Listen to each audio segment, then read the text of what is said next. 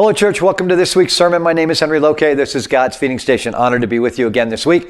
Thanks for being here. Appreciate you tuning in to talk about God's Word. We are in Matthew again this week, Matthew 6, 22 and 23, talking about the light of the body, what illuminates us, what we let in our eyes, ears, right? What we let in affects how we live, how we behave, what we believe. So we're going to talk about that this week. So we're in verses 22 and 23. The eye is the lamp of the body. So if your eye is healthy, your whole body will be full of light. But if your eye is bad, your whole body will be full of darkness. If then the light in you is darkness, how great is the darkness? Great question. So the eye is the window, obviously, by which light enters the body. And it all depends on the condition of the window. If the window is clean, right? Clear, no obstructions, nothing in front of it, light will fill the whole room. But if the window is dirty, if the window's cracked, if it's distorted, then the light is diffused and it will not light up the whole room. So the light that enters a person's soul depends on the spiritual condition of the eye. And so we're going to talk about what can hinder the light. These are things that we deal with on a daily basis. And the first thing we're going to talk about is prejudice. And when I looked at that word, I typed it out on the computer, the first thing I saw was prejudging. And prejudging is something that gets in the way of right judgment. And so prejudging is deciding what something or someone is or isn't before we have the right knowledge of it. So prejudging blinds us to what really exists, or it can blind us to what really exists, what the facts are, and the significance of what something is or isn't, right? We come at it thinking, I already know what this situation is going to be, or based on this person's background, based on this person's name, right? Based on this person's ethnicity, I'm already deciding what and who they are before I even get to know them. And so that's what, prejudging is. You have these biases based on certain things or certain people or certain things surrounding situations and people that drive you to come to conclusions that may or may not be true. And so we have to have a self-awareness so we know when we're doing that. And it can even factor in when it comes to facts, when it comes to God. And what I'm thinking of is when Israel comes out of Egypt, right? Because now, when you're presented with facts, you can choose to accept them, right? And facts, and when I mean true facts, truth, God's truth, that's what I'm talking about here. You can choose to accept it, or you can choose to disregard it, right? So when, I can have a presupposition on where I stand on certain things, and then somebody could present me with something that says, hey, what you think about this situation or this group of people, or this music or whatever is wrong, and here's the proof of it. What I do with it then is up to me. Or it could be things like when Israel comes out of Egypt, God does all these things for Israel, all these miracles, right? And then they run into a situation, say like water, right? God does all these things. He provides manna in the desert, he parts the Red Sea, and then 3 days later, or whatever it is, they run out of water, and things are getting a little dicey. And rather than go to God, right, rather than base things on the truth, which they've been shown that God's going to take care of them, right? What do? They gripe to Moses. Why'd you bring us out of Egypt? We should have stayed in Egypt. We had plenty of food. We had plenty of water. Why'd you bring us here? We're going to die of thirst. Instead of going to God and say, hey, you've been providing, now we need water, right? They choose to disregard what God has done for them up to that point, and they choose to gripe about it. Excuse me. The other thing is, there are people that I know, unbelievers I know, that Jesus could come back, take them back in time to the cross and the resurrection. They could see it with their own eyes and still disregard it and say, nah, it's not true. Not true. I'm not believing it. Right? So, there's these different circumstances. how we deal with what God gives us as far as his truth is concerned, right, is really up to us how we come at things. Are we going to come at things with a clean slate and let the details dictate our reactions, right? Have a clear eye, or is our eye distorted with our thoughts and ideas of what something is, and so we're already looking at it through a tinted lens because we already think, well, it should look like this because this is what it is, when in fact it may not look that way. So, we get to choose how we handle these things. The second thing we're going to talk about is jealousy. And there's a classic example of jealousy in Shakespeare's Othello. And for those who don't know Othello, spoiler alert, here I'm going to kind of give a very condensed version of the story here, but I'm going to blow the end of the story for people who don't know it. So spoiler alert, you can fast forward here in the video if you want. But Othello becomes a hero through his exploits, and he marries Desdemona, who is madly in love with him and is totally devoted to him. So he becomes a general in the Venetian army, and he promotes this guy named Cassio over this other guy, Iago. He bypasses Iago and promotes Cassio. And so Iago becomes consumed with jealousy. And by conniving and careful planning, precise planning and plotting, he convinces Othello that Cassio and Desdemona, his wife, are having an affair. And he does such a good, he plants evidence, and really convincing. And all this manufactured evidence now convinces Othello that indeed Desdemona is cheating on him with Cassio, to the point where he gets so jealous, he flies off in a rage and he smothers Desdemona with a pillow and kills her. So, jealousy is this thing that can make people crazy. And we have to be very careful to not be jealous of people, envious of people, of what they have, what they're doing, their successes. We have to be very careful to be happy for them, to wish them well, right? And not be to the point of going, well, I want what they have, I deserve what they have, and be jealous of it and then covet it, because that is a sin and it becomes an idol in our life then. Self-conceit is the third one we're going to talk about. It renders us unable to see ourselves as we truly are, and we are then incapable of seeing others as they truly are. I mean, if we think we're the smartest person in the room, we're really not going to be able to see the wisdom and the intelligence and appreciate others for their knowledge and their wisdom. If we only see our own virtues, we'll never become aware of our own faults. And when we're self-conceited and not self-aware, we become incapable of even self-criticism. And that gets in the way of growing. We can't look at ourselves in the mirror and see the things that need to change and then grow and become better people, and allow God to work in us the things that maybe need to be fixed. And so we never improve. We think we're the smartest person in the room. We think, I'm good to go. Everything's going great. I got it all. I don't need to change. And we get stuck. And so we don't see ourselves or others in light. We're looking at ourselves and others in darkness because we don't see things as they truly are. Now, we're going to talk about ancient language stuff here.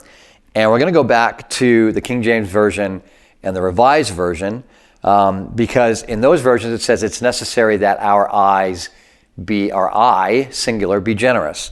And note the singular, right? He says if your eye, if we go back to verse 22, it says the eye is the lamp of the body. So if your eye, singular, is healthy.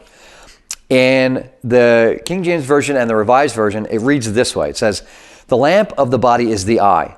If therefore thine eye be single, the whole body shall be full of light. But if thine eye be evil, the whole body shall be full of darkness. If therefore the light that is in thee be darkness, how great is the darkness? So we need to look at the words for single and evil here. Now, for single, the word in the Greek is haplous, Haplous.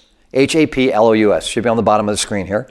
And it means generous or generosity. In James 1:5, he says, if any of you lacks wisdom, now we're back in the ESV now, let him ask God, who gives generously to all without reproach, and it will be given him. So the word used there for generously is haplos, right? Haplos. In Romans 12:8, Paul, in imploring his friends to give liberally, uses that same word, haplos. In 2 Corinthians, he reminds the church in Corinth of the generosity of the churches in Macedonia and talks about their own generosity. And the word he uses there is haplotes, Haplotes. Right, so that same, a version of that same word. So Jesus is encouraging us to have a generous eye, to look on situations with that clean slate, to see things and people as he does, for who and what they are, and in love and compassion and caring. Now, the word for evil is poneros, and it's defined as doing things grudgingly, haltingly, and mostly about charitable things, because we're going to talk about Deuteronomy here, because Deuteronomy talks about this in terms of lending to people.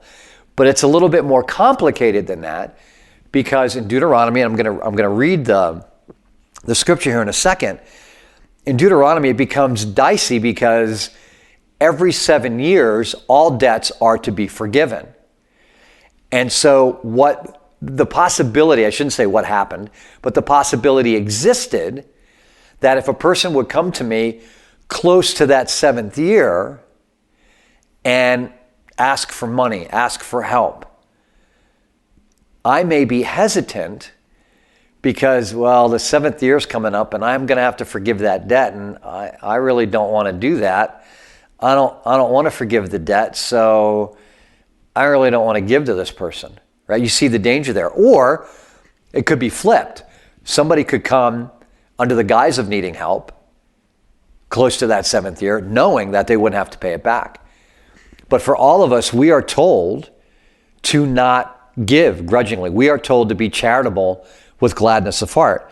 And so Deuteronomy 15:9 says, take care lest there be an unworthy thought in your heart, and you say, the 7th year, the year of release is near, and your eye look grudgingly on your poor brother, and you give him nothing, and he cry to the Lord against you, and you be guilty of sin.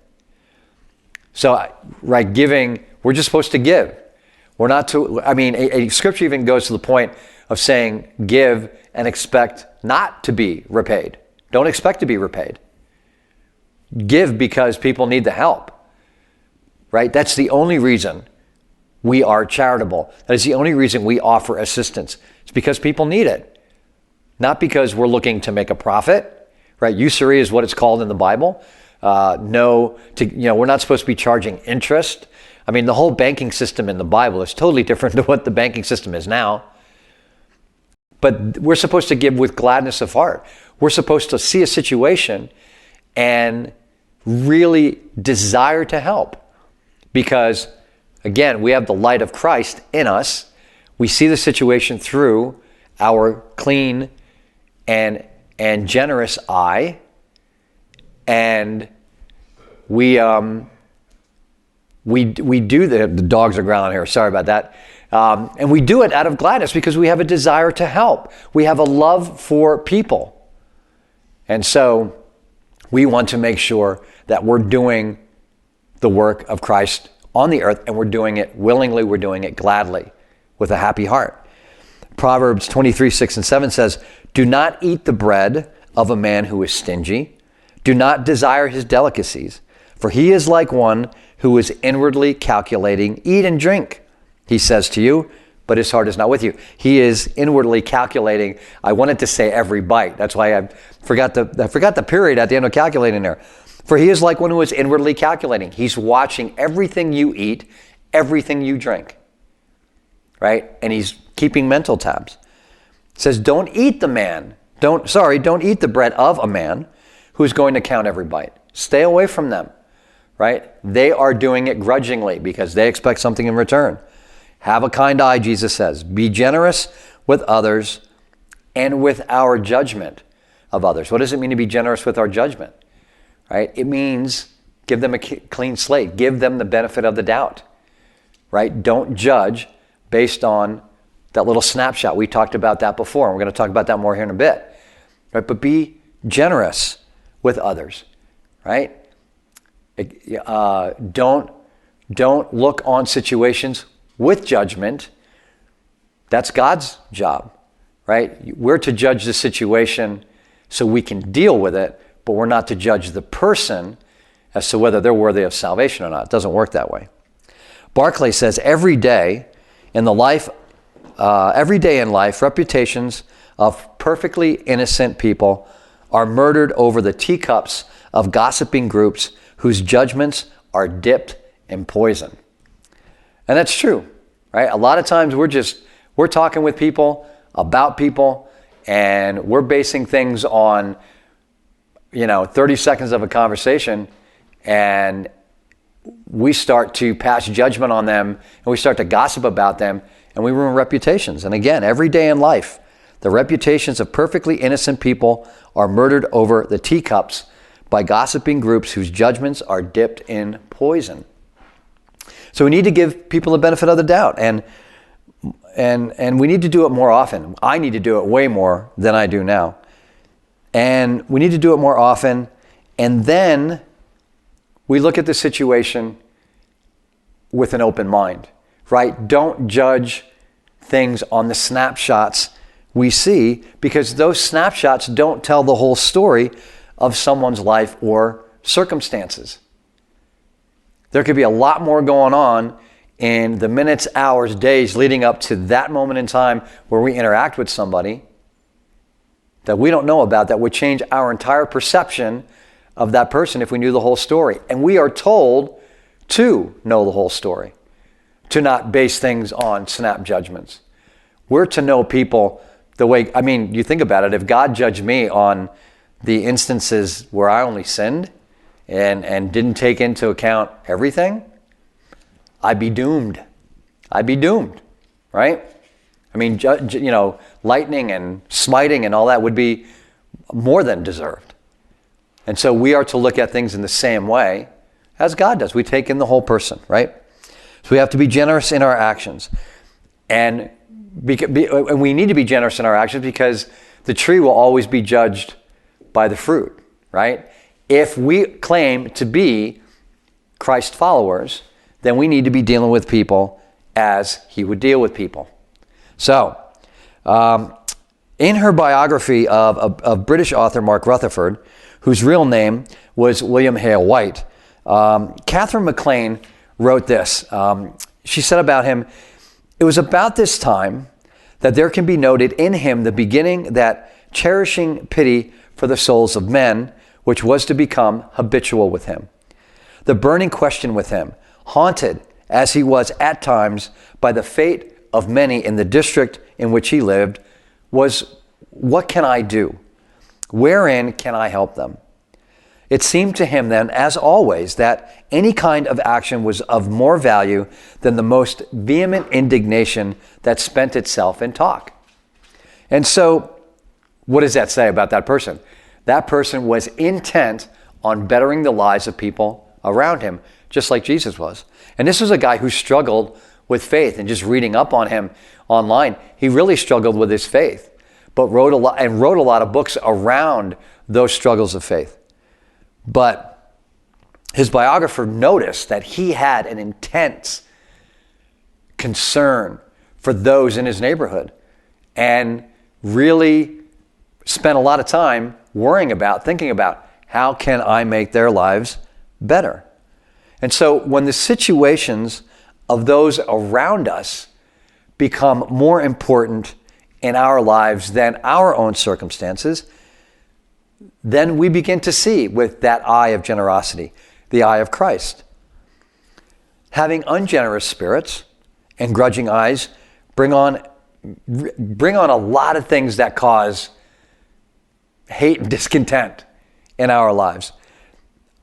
We can't live with ourselves when we are doing things grudgingly, right? When we hold grudges against people, think of how we are.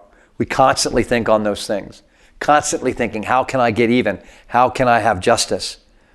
If we're constantly envious of others, begrudging others happiness and success, shutting out the needs of others, what happens is bitterness and resentment then take root in our hearts, and we're robbed of our happiness. We're robbed of our peace. We're discontented. And then that leads to not being able to live with others, right? We're miserable. We're miserable to live with. We're miserable to be around. Barclay again says, charity covers a multitude of sins, but the grudging spirit makes useless a multitude of virtues. You ever hear the saying, one, I have to clean up the language, but it's like one, oh boy, I'm trying another way to say it, but one oh boy will ruin 1,000 attaboys, right? One mistake, one bad word uttered in anger will ruin the reputation of somebody who's had nothing but great things and nothing but accolades heaped upon them, right? And so that's what he's saying here. Charity can cover a multitude of sins, but somebody who's doing things with a grudging spirit cancels out all the virtuous things that they're doing. And then we can't live with God. And this is really interesting because you're opposed now to God. God is generous to a fault. And we all know that. By sending his son, we know the generosity and love of God, the grace and mercy of God. And there can be no fellowship between two entities that are diametrically opposed in their hearts. We can't begrudge people happiness and success and be in a relationship with a God who wants nothing but our happiness and successes in accordance with his will. Right? There can be no relationship between a God of love and a man of resentment, envy, and jealousy. It doesn't work. And so a grudging eye distorts our vision. It fractures the light. The generous eye sees clearly, and the light shines into every corner of the room. A single eye, a single focus on God, single focus on the things of God, moving toward them with a precise intent and with the desire of bringing him glory, honor, and praise, and storing up treasures in heaven that are worthy of him. Right? If our eye is evil, we are double-minded. And then James says we're unstable in all our ways. Right? Because we have an eye on God, and then we have an eye on the world. Right? We try to do both, and it doesn't work. Right? We look for the affirmation of men under the guise of doing things for God. We seek honor for ourselves and seek the desires of our own hearts under the guise of seeking the things of the kingdom. And so our foundations become cracked because they're built in the sand. They're built in the sand of the things of the world. They're unsteady, right? They're not built on the rock. And we're confused because we're centered on things of the world that are fleeting, and we're not centered on the things of God that are everlasting. We're in this push me, pull me thing, and we can't figure out why we're so disoriented. Well, it's because, we're like a guy in a boat where the target's there and we're rowing in that direction. Well, of course we're going to be confused. Well, I know I got to get there, but I'm rowing this way. It doesn't make any sense. We have to decide, right? What do we want? Do we want the temporal things? Do we want the eternal things? We know, and we talked about this last week, we know what we're supposed to be focused on. 2 Corinthians 4:18 says, we look not to the things that are seen, but to the things that are unseen. For the things that are seen are transient, but the things that are unseen are eternal. And those are the things we have to focus on. Having a clean eye, having a generous eye, is having the eye of Christ. And seeing things in that light exposes the truth of things, of all things, right? And that light creates in us hearts that are caring, hearts that are generous, hearts that are loving, right? Hearts that long to know more about a person and their situation so we can be of help in the right way. If we're going to store treasures in heaven, right? If we're going to be doing these things, and we talked about this last week, storing these treasures in heaven are things of righteousness, things of holiness, things of God, doing His will, being charitable, reaching out, putting ourselves in that other person's position to know exactly where they're coming from and what they need and how do we help. But if we're going to store these treasures up, then we need to shed light on those subjects so we know what we're to do, right? So we can act and be obedient according to the will of God. We need to shed light on the subject, and that light that we need to shed on the subject needs to be a light that reveals things as they truly are. And the only light that does that reveals things as they truly are, is the true light of the world, which is Jesus the Christ. So we got to let Him in, right? What we focus on, what we watch, what we read, what we see, how we look at things, we have to train our eye to look on the things that are pure and holy and of God, right? And so it comes down to two. What are we looking at on the, I'm looking at my computer here, is recording the audio, but what do we look at? What do we read? What do we see? Right? Because some of those things too will fog up the window. Some of those things will warp the lens so that we're not seeing things as they truly are.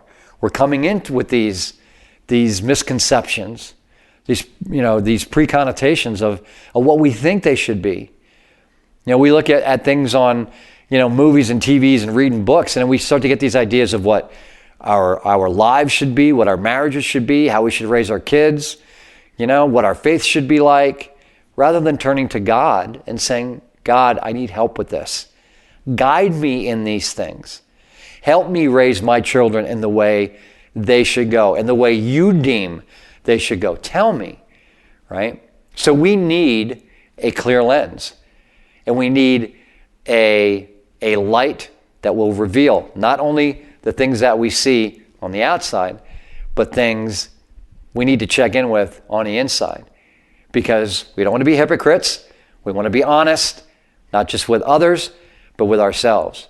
And when we can see clearly and hear and be open and honest to the work that needs to be done in our own house, then we can get that plank out of our own eye and we can start to help others.